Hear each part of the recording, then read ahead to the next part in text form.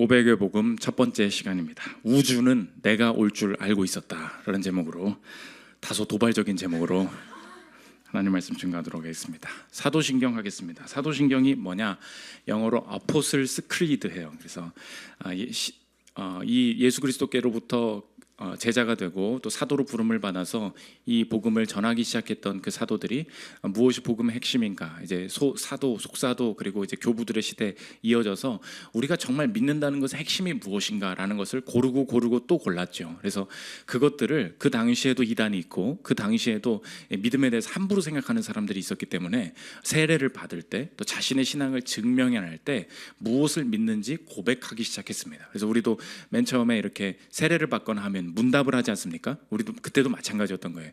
얘가 누군지를 모르는 거예요. 그리고 하나님 믿는데 뭘 믿는데 몰라. 내용이 없어. 도대체 무엇을 믿는가 우리가 가르치고 붙들어야 될 것을 그들에게 알려주고 그들이 실제로 고백하게 만들어야 될 거 아닙니까? 그러면서 집합된 성경의 핵심, 그리고 우리가 무엇을 믿는 것인가에 대한 핵심이 사도신경이 된다는 것입니다. 그래서 이것은 인간이 이렇게 만들어냈다, 어떤 사람이 이렇게 창작해냈다기보다 성경에 주신 이 핵심의 가치들을 우리가 정리해 놓은 것이다, 이렇게 보는 게 맞다는 것입니다. 그래서 이 사도신경이 왜 중요하냐? 여러 가지 교단들은 뭐 다를 수 있지만 서방 기독교, 동방 기독교, 우리 같은 프로테스탄트, 심지어 로마 카톨릭도 다 공인하는 거예요. 그러니까 공통의 많은 크리스티아니티가 있지만 이 사도신경만큼 이 고백은 우리가 기본적으로 하고 가야 된다. 그러니까 교리의 핵심이 되겠죠. 우리가 어렸을 때부터 읽었기 때문에 이거 뭐 다 외우지, 근데 뭐 그게 뭔데라고 하면 잘 모르죠. 막상 여러분 아는 것 같죠? 근데 옛날에 제가 목사 아닐 때 팀 할 때 사도신경 퀴즈 냈어. 백지 주고 써 했거든요. 우리 교회 최성민 형제라고 있습니다. 모태신앙이야. 이걸 내가 왜 못 쓰겠어? 막상 쓰잖아요. 리듬이 없잖아. 울릉 하면서 이렇게 쓰는 거잖아. 막상 쓰려니까 모르겠어 막 이랬던 기억이 납니다. 집에 가서 써봐요. 여러분 몰라, 못 외워요. 그 정도로 사도신경 잘 모른다는 것입니다. 우리 믿는다는 핵심이 뭐냐? 오늘 성부 하나님, 성자 하나님, 성령 하나님, 교회에 대해서 쭉 나오거든요. 엄청난 교리의 핵심인데 이렇게 적용적으로 되지 않다 보니까 우리가 많이 회피하는 경향이 있는데 하나씩 보도록 하겠습니다. 오늘은 성부 하나님에 대해서 볼 겁니다. 세 가지로 나눠서 살피겠습니다. 첫째로 살필 것은 창조의 고백입니다. 우리 하나님을 믿을 때 어떤 하나님 믿느냐? 천지를 창조하신 하나님 믿는다. 오늘 창세기 1장 1절 한번 보십시오. 태초에 하나님이 천지를 창조하시니라. 그분이 직접 말씀으로 세상을 창조하셨고 지금도 통치하시고 이 만물이 붙들 수 있도록 지금도 운행하고 계신다. 이것을 믿는 것이 우리가 믿는 하나님 믿는 것입니다. 믿음의 내용이 될 수 있다는 것입니다. 이거 잘 못 믿죠. 왜 그렇습니까? 그리고 제 아들 보면은 벌써 그 책, 동화책 이렇게 보잖아요. 뭐 공룡이 나왔는데 언제 나왔냐? 우리 진화를 통해 가지고 우리가 다 이렇게 온 것이다. 벌써 이런 내용들이 그냥 어렸을 때부터 붙들고 살았고, 뭐 빅뱅을 통하여서 우리의 인생이 막 작은 입자였는데 이렇게 된 것이다. 뭐 이렇게 하지 않습니까? 누가 어디서 창조 같다 얘기하면은 뭐가 말도 안 통하고 세상에서 못 살잖아요. 그러다 보니까 성경 안에서는 그렇다고 말은 하지만 우리 인생에 이렇게 적용되지 않는 경우가 많다는 것입니다. 그러나 분명한 고백은 창조하신 하나님을 믿는다. 실제로 학자들이 이 창조에 대한 것을 어떻게 증거하고 있느냐? 프리먼 다이슨이라는 물리학자가 계신데 이분이 천체에 대해서 또 이 우주에 대해서 많은 이렇게 연구들을 했어요. 그리고 나서 그분의 고백입니다. 오늘 설교 제목이랑 똑같은데 들어보십시오. 우주를 내다보고 우리에게 유리하게 작용한 물리학과 천문학의 수많은 우연들을 확인하면 우주는 어떤 의미에서는 우리가 올 줄 알았음이 분명해 보일 정도이다. 멋있죠? 우주를 많이 공부하고 나니까 얘가 누굴 기다리기 위해서 세팅을 다 해놓는다는 거예요. 우리도 집에서 음식 싹 세팅해놓으면 그냥 보는 순간 느껴지는 게 뭐예요? 누구 손님 와? 그러죠? 누구 와? 이거라고. 근데 자기가 연구를 그렇게 시작 안 했다는 거예요. 우주는 무엇인가 라고서 쭉 들어가기 시작했는데 다 공부하고 나니까 올 사람이 남아있다는 거예요. 딱 그 사람을 위한 세팅이라는 거예요. 그게 누구입니까? 사람이죠. 사람을 위해서 이게 만들어졌다고 느끼게 된다. 물론 이런 고백 안 하는 분들 많이 있지만 우리가 이 창조의 하나님을 보조적으로 도움을 받고 확신하기 위해서 우리가 여러 가지로 뭐 근거를 찾고 할 수 있지만 오늘 소개할 것은 딱 하나입니다. 오늘 우주거든요. 네, 진화는 나중에 할게. 너무 힘들어. 그리고 저녁에 여러분 다 졸아. 진화까지 가면은 여기 강의자는 건 아니잖아요. 설교고 오늘 우주만 할게요. 이제 우주에서 그냥 우리가 실제적으로 그냥 아주 쉽게 받아들일 수 있는 거 뭐냐? 우주의 합리적 이해 가능성입니다. 무슨 뜻이냐? 우주는 이해할 수 있다는 거예요. 우주의 합리적 이해 가능성, 이 개념을 이해하면 된다는 것입니다. 어린애가 이렇게 스케치북에 그림을 그립니다. 그러면서 이건 뭐야? 아니, 아빠 그려줘. 막 직선을 몇 개 그어요. 아빠 그래요. 아빠래. 다음 날 되잖아요. 아빠 또 그려줘. 동그라미를 막 그려요. 아빠래. 묻겠습니다. 규칙이 있습니까? 규칙이 없죠. 합리적 이해 가능성이 제로예요. 그게 우리 아들 얘기라고 계속 그려놓고 그럼 엄마 그려줘. 똑같아. 똑같이 직선이래. 내가 이렇게 생겼대. 엄마 이렇게 얘기해. 이분은 이해할 수가 없는 분이에요. 이 규칙이 없는 거죠.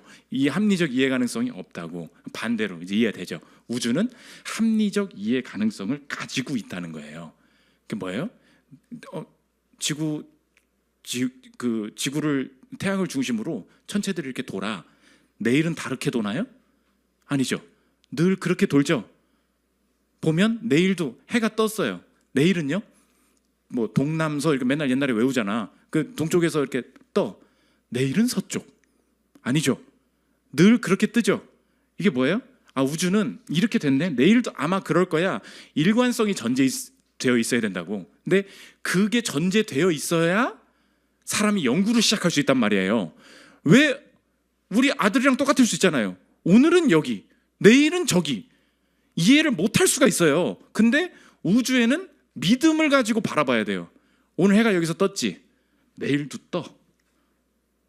이거 증명됩니까? 안 되죠. 이건 믿음이에요.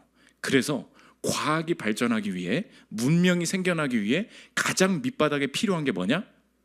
과학 아니라는 거예요. 믿음이라는 거예요. 믿음.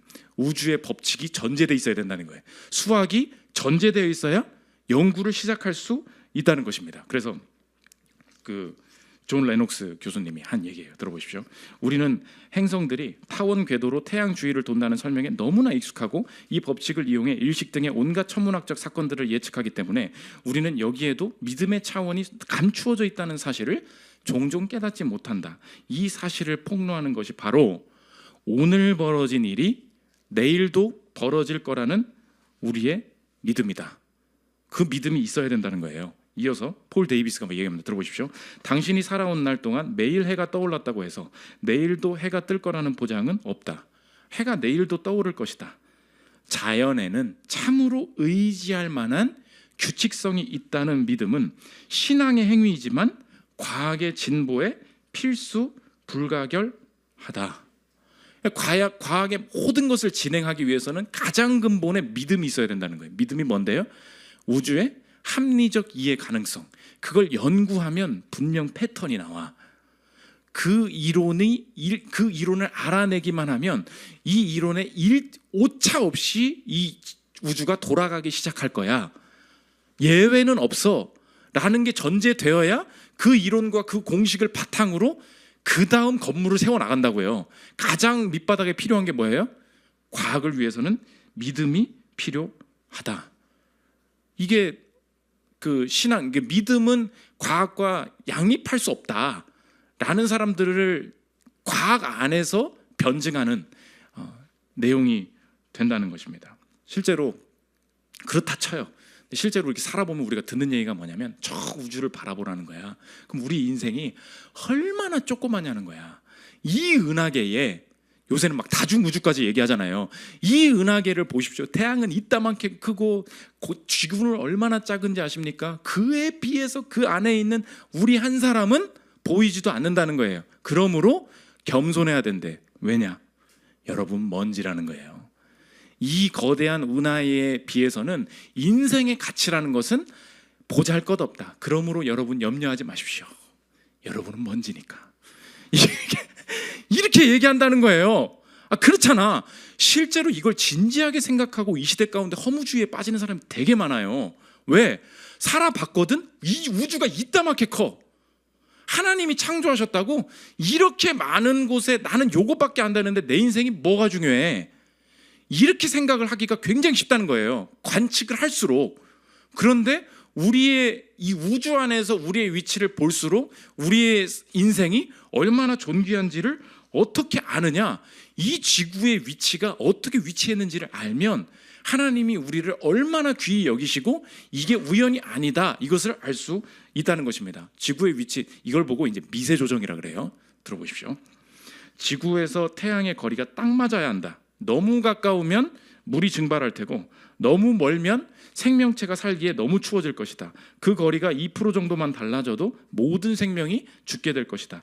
행성은 딱 맞는 속도로 궤도를 돌아야 한다. 너무 느리면 낮과 밤의 기온차가 극도로 커질 것이고 너무 빨리 돌면 풍속에 재앙에 이를 것이다. 이게 조정된 지구라는 거예요. 그러니까 자꾸 이걸 관측할수록 사람들이 뭐냐? 손님 오니? 이거예요. 지구에 손님 오니? 이게 느껴진다는 거예요. 큰 은하계라고 해서 우리는 보잘것없다, 이렇게 가면 안 된다는 거예요. 그래서 이 신앙을 가지고 과학 활동을 하는 사람들이 뭐라 그러냐? 이 우주의 신비로움이 뭐냐? 우주에 전제된 게 있대. 지구에 전제된 게 있대. 뭐냐? 우리가 우주를 관측하죠. 관측하는 이 우주는 관측자를 전제하고 있다는 거예요. 무슨 말인지 이해되십니까? 우주를 우리 관측하고 있잖아요. 우주가 있을 때 우주가 어떻게 존재하냐? 이 우주를 바라볼 수 있게 세팅을 해놨다는 거예요. 그 유일한 관측이 가능한 곳이 지구밖에 없다는 거예요. 그냥 존재하는 게 아니고 봐라라고 관측자를 전제한 세팅이라는 것입니다. 이게 되게 우리의 인생에 감정적으로 다가오는 확신이 된다는 거예요. 공부해 보니까 그렇더라. 존 레녹스의 이야기입니다. 이어서 들어보십시오. 우주론과 은하 천문학에서부터 항성 천체 물리학과 지구 물리학에 이르기까지 놀랍도록 다양한 측정을 하기에 더없이 알맞은 조건들을 갖추고 있다는 것이다. 보여요? 지구는 별빛이 너무 많고 강해서 먼 우주까지 관측할 수 없는 지점에 위치할 수도 있었다.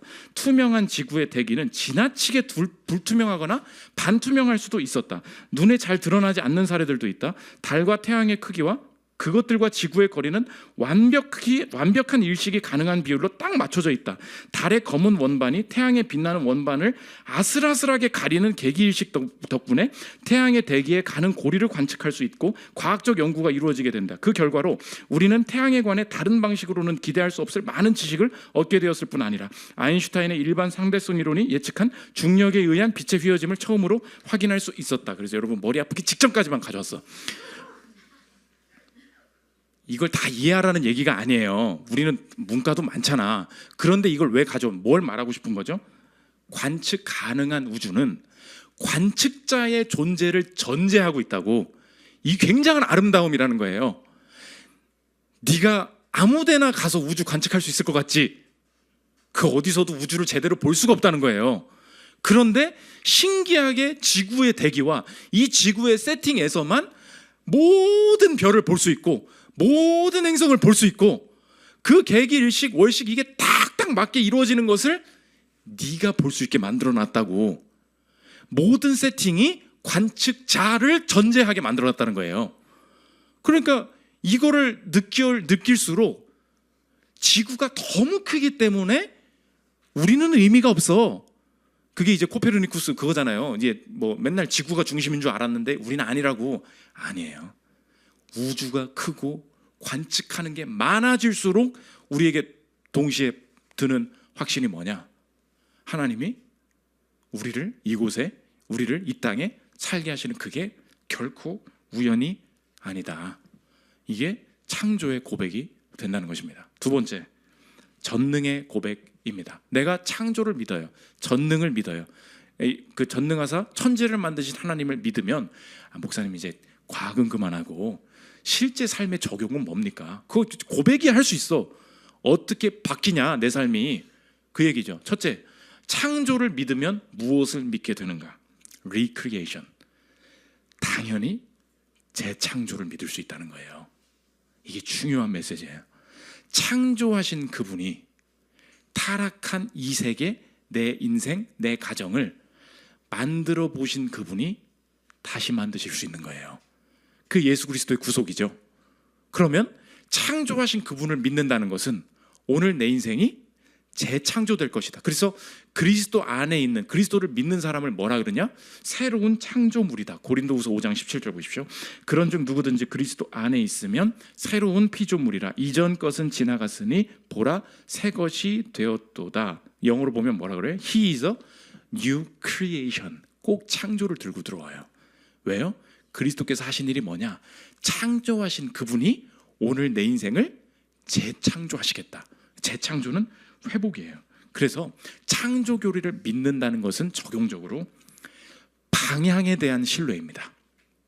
방향, 내 인생이 어디로 가고 있느냐라는 방향에 대한 신뢰예요. 오늘 여러분의 인생에 예수 그리스도를 모셨습니다. 그 다음에 벌어지는 모든 일들은 하나님께서 왜 이 일을 일으키시는 거예요? 재창조의 과정이라고. 무너지는 것 같아요. 망하는 것 같아요. 그래서 인생 진짜 어쩔 수 없이 계속 살았어요. 그런데 창조하신 그분이 나보고 새로운 피조물이래요. 지나고 났더니 내 인생에 느껴지는 게 뭐예요? Recreation.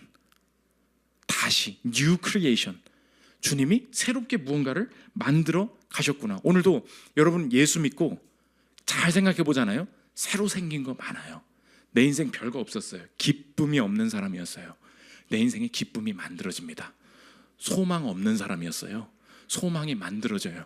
내 인생에 하나님이 존재하는 영역이 없는 사람이었어요. 근데 어느 순간 하나님이 내 인생의 방구석에 비집고 들어오셔서 하나님 의식하지 않고는 살 수 없는 존재로, 살 수 없는 가정으로 만들어 가고 계세요. 하나님 지금 뭐 하고 계세요? 만들고 계세요. 창조하고 계시다고. 방향에 대한 신뢰예요. 창조를 믿어요? 그러면 재창조 믿는 거예요. 오늘 내 인생의 전체의 방향은 뭐예요? 회복되고 창조되는 과정으로 가고 있구나. 창조를 믿는다는 것은 언제나 그 선한 방향을 믿는 확신으로 갈 수 있다는 것입니다. 두 번째, 전능을 믿는다 그랬죠. 전능하사 천지를 만드신. 전능을 믿는다는 고백은 언제나 무엇으로 가게 돼 있냐? 창조는 방향에 대한 신뢰를 했죠. 다시 만들어지는 회복의 방향이다.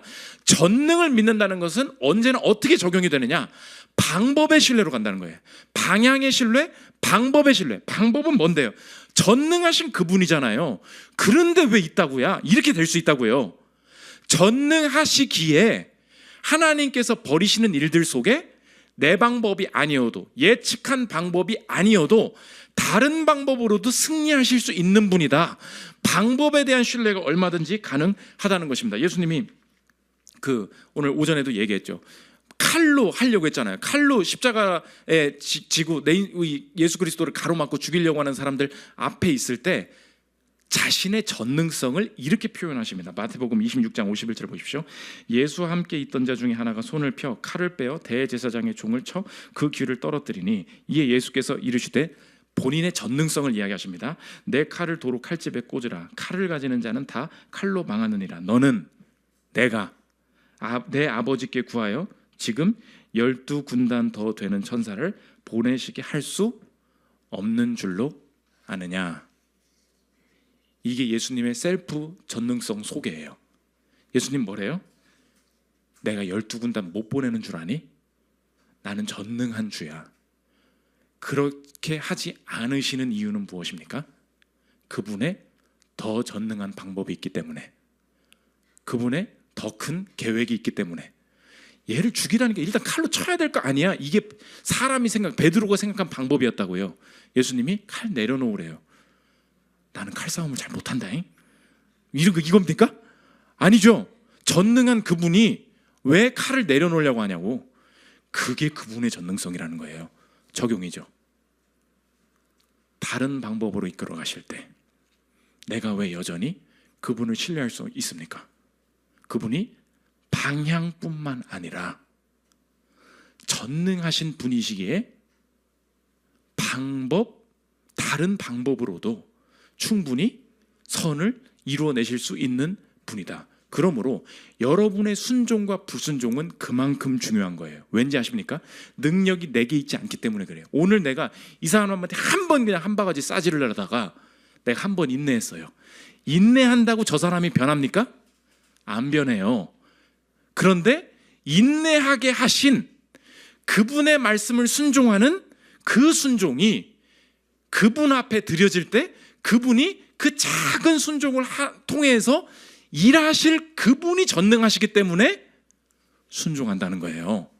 내 불순종이 왜 어마무시하게 위험합니까? 아이 뭐 대충 그거는 거짓말 찌푸려도 돼. 아우 오늘 뭐냐 뭐 대충 살아. 기도 안 해도 주님이 다 아셔. 뭐 이렇게 얘기하죠. 내 인생에 그 흐르는 어지간한 불순종들이 있잖아요. 왜 그걸 우리가 함부로 여기죠? 그건 별거 아니기 때문에. 그러나 전능하신 그분이 그걸 볼 때는 자신의 전능을 가로막는 일이라는 말이에요. 왜 우리의 순종과 불순종이 왜 중요합니까? 내 인생의 가치가 커서가 아니에요.